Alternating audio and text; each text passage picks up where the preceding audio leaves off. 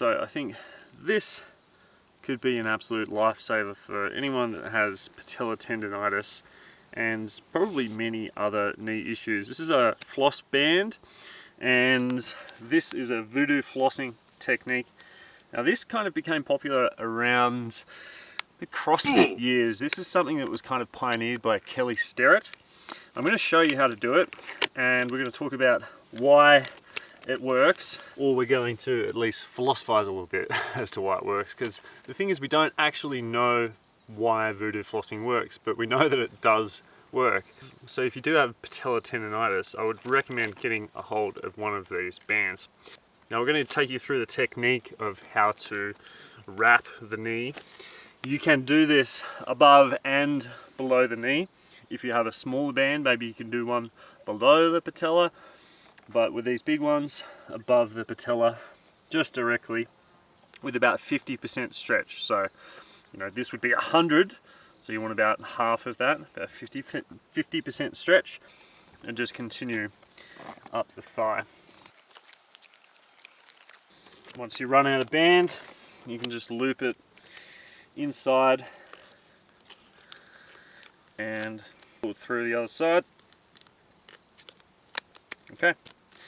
One of the theories on why this works is that we are essentially cutting off a certain amount of circulation to the patella for about 2 minutes. I like to keep it on for as long as comfortable, but 2 minutes is a good start.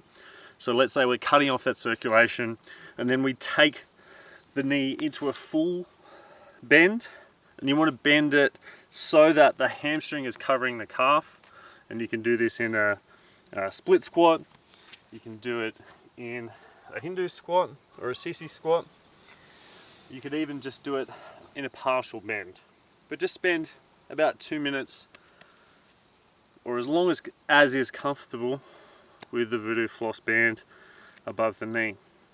So when we take the band off, then we get a really big flush of nutrients and blood.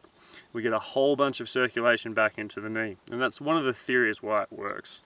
One of the other theories as to why it works is because we're helping the tissues slide. So we've got all kinds of tissues above the knee here, muscular tissue, tendons, ligaments, and what the band is doing is helping those tissues to glide and slide over the top of one another. We could be rehydrating and even getting blood flow back in there. We could have these occlusion. So which one of those things do I think it works on? I don't know. But when I explained that to Jesse Burdick, he was like, "You mean it's like voodoo?" And I was like, "Yeah, it is like voodoo." And then Voodoo floss was born. So they're the two theories, you know, cutting off circulation, boosting blood flow back in, and then helping the tissues to slide over one another and gain more movement, essentially. But the thing is, there's no studies on this. It is only anecdotal, but there's a lot of anecdotal evidence from people saying, wow, this works. Scientifically, we have no idea why it works, but it definitely has helped me in the past, and I wanted to share it with you. So my little routine with this is I put the floss band on, I spend 2 minutes just moving into that full knee bend, either split squat or Hindu squat, and then I like to do a little bit of terminal knee extension with the band as well. So I'll take the band off after that 2 minutes or so. Then the beauty of these bands is that you can actually use them just like a regular resistance band. You could, you know, if you were having problems with your back on a hike, you could do a little bit of back and shoulder work. But what I like to do for patellar tendonitis and other knee issues is just loop the band around something that's around knee height. You know, tie a knot in it. I like to use a figure of 8. It's easy to undo.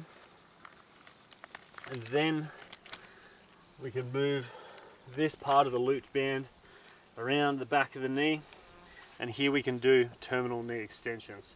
So we can do them standing. I like to do about 20. You can do them in a hinge, doing about 20 there, and then you can go into a full terminal knee extension where you're getting your hands as close as you can to the ground and doing 10 there as well. So that is my little on-trail knee rehab routine.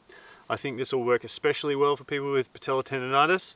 This is something you can do at home In fact, if you do this at home, you probably won't have to do this on trail. It's something you can try out if you're having any kind of kneecap pain, patella tendon issues, and I think this will really help you. If you want to get a hold of some of these bands, they sell them on Amazon in sets. They're really cheap, very affordable, quite light as well. Plenty light enough for me to bring on a hike, and they're perfect for a little bit of knee first aid on trail. Might help you, might help other people as well. I'll leave a link in the description for those. I'll see you on the summit.